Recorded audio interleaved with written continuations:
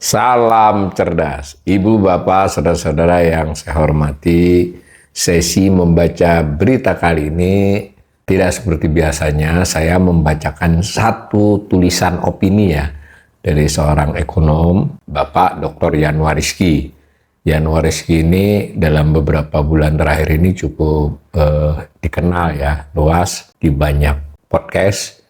Juga diberitakan di beberapa media pendapatnya tentang berbagai hal yang terutama sekali terkait dengan Danantara, kemudian kemarin IHSG dan seterusnya. Karena beliau ini memang dahulu di masa lalu pernah kerja di Bursa Efek sebagai pengawas, begitu juga dia juga memiliki pengalaman sebagai konsultan banyak hal ya, terutama terkait dengan sektor keuangan. Nah, sekarang beliau adalah ekonom independen dan salah satu tempat beliau melakukan aktivitas adalah di lembaga think tank Bread Institute.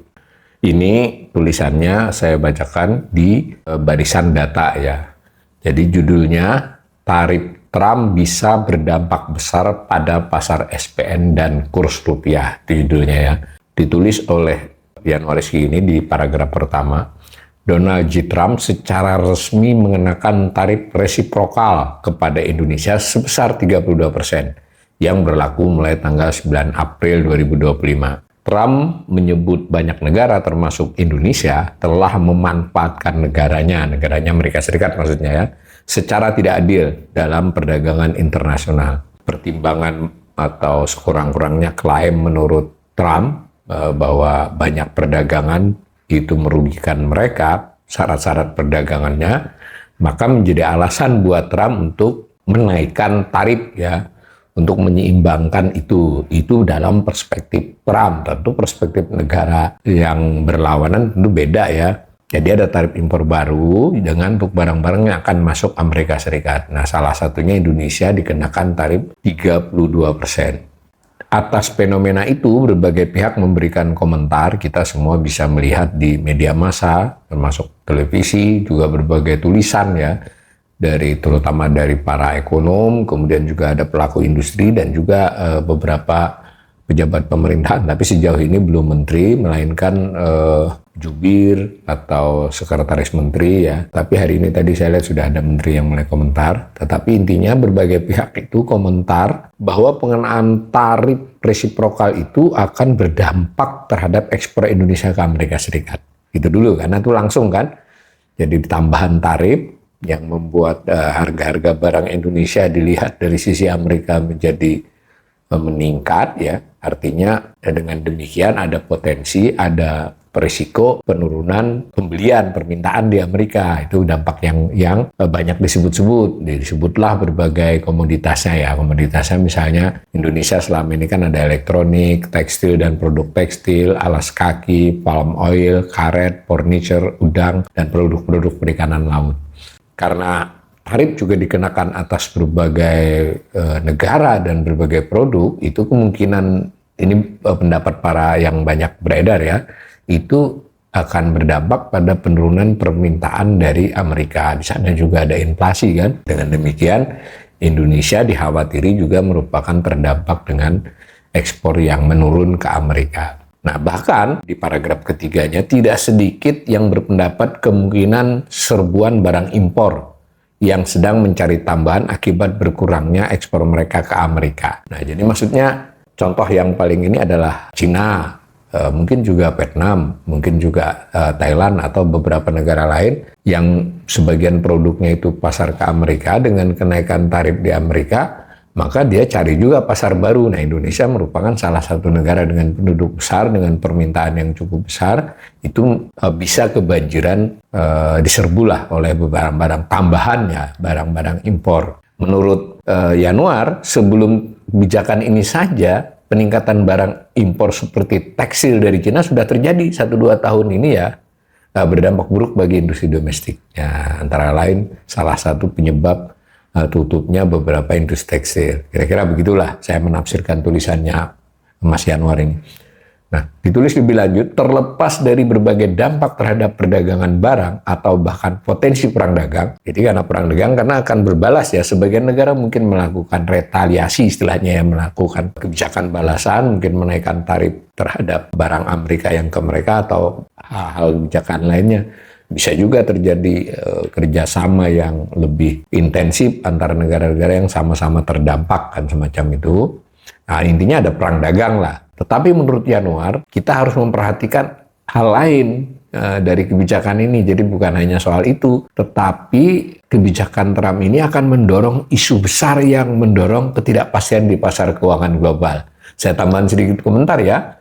Tulisan ini ditulis beberapa 2 hari yang lalu kalau tidak salah. Tetapi betul, ternyata setelah ini ada hari pertama saja tanggal 3 itu indeks saham di berbagai dunia mengalami zona merah ya, penurunan. Jadi kan ini kebijakan tarif, tapi langsung saja di pasar saham itu terjadi masalah. Meskipun ada informasi juga di pasar utang, itu kan pasar ekuitas ya, pasar utang ada beberapa dinamika, tapi nanti kita lihat, kita baca tulisannya Mas Yanuar dulu ini. Kondisi ketidakpastian pasar keuangan global justru lebih berisiko bagi Indonesia, terutama dikaitkan dengan pasar surat berharga negara SBN, pasar utang ya, pasar utang negara, dan kurs rupiah. Jadi Yanuar menggarisbawahi dibandingkan soal perang dagang, ini risikonya lebih besar untuk ekonomi Indonesia. Kira-kira saya nafsirkannya begitu ya.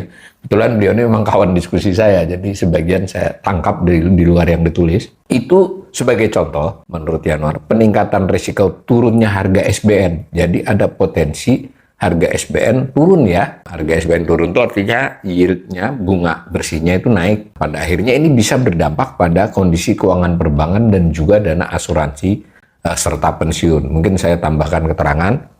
Jadi maksudnya kan bank itu memiliki cukup banyak SBN ya. Kalau dibandingkan seluruh total ininya dia, penyaluran dananya dia mencapai 18-19%, mungkin 18%-an.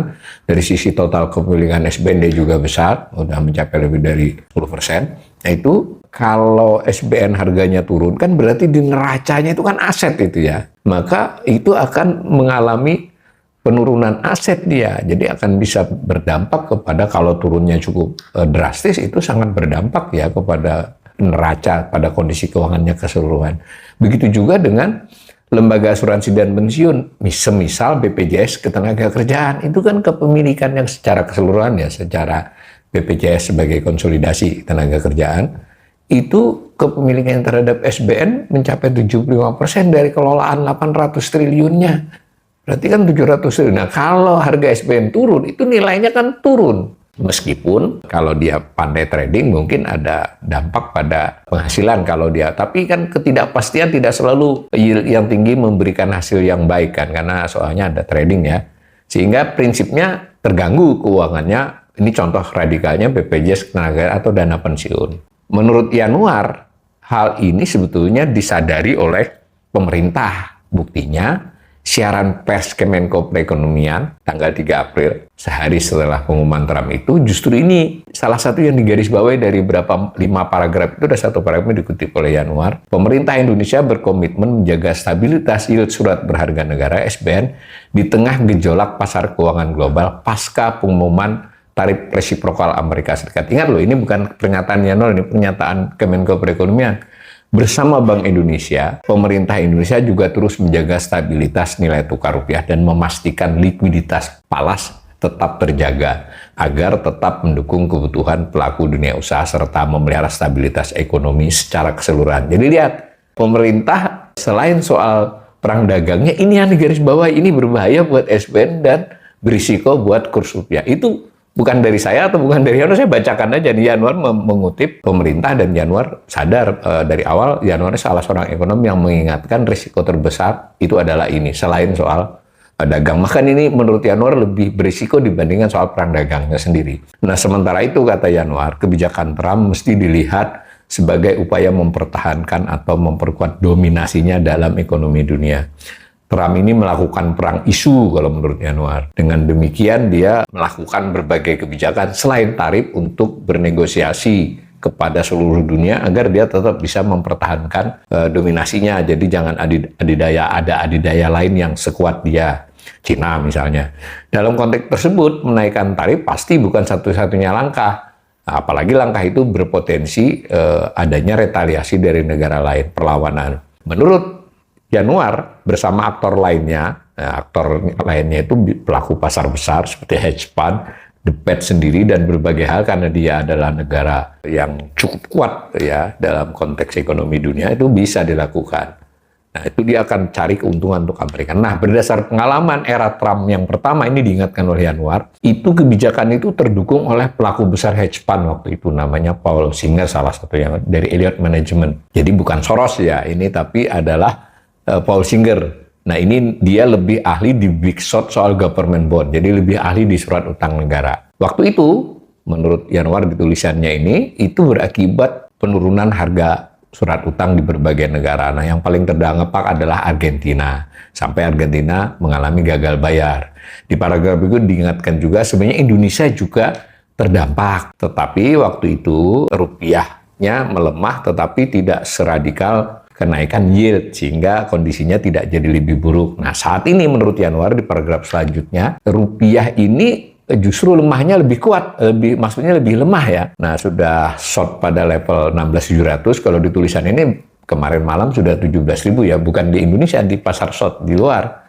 Nah, wajar menurut Yanuar kalau Menko Perekonomian hati-hati ini, bisa shorting bond di era Trump 2 ini bisa terjadi lagi.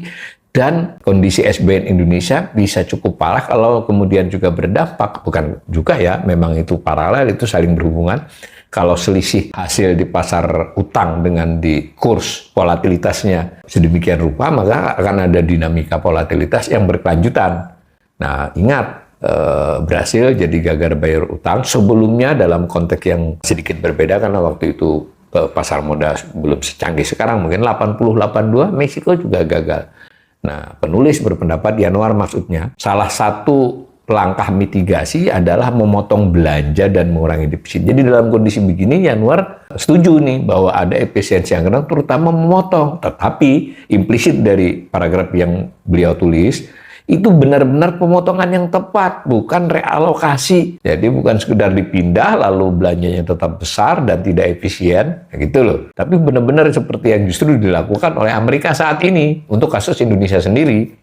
Nah, yang kedua menurut tulisannya Yanuar ini, perlu dilakukan pembenahan serius dan diberi isyarat kepada pasar bahwa pemerintah ini GCG gitu loh, tata keuangan negaranya itu oke. Nah, supaya itu tidak jadi titik serang. Titik serang itu bisa isu dan segala macam. Nah, menurut Yanuar, sejauh ini pemerintah tidak memberikan isyarat perbaikan, pembenahan, penjagaan tata keuangan negara yang baik. Misalnya dia contohkan Danantara, program 3 juta rumah, MBG, dan Koperasi Desa Merah Putih itu antara lain mencerminkan tata kelola yang justru menurut Yanuar kurang baik.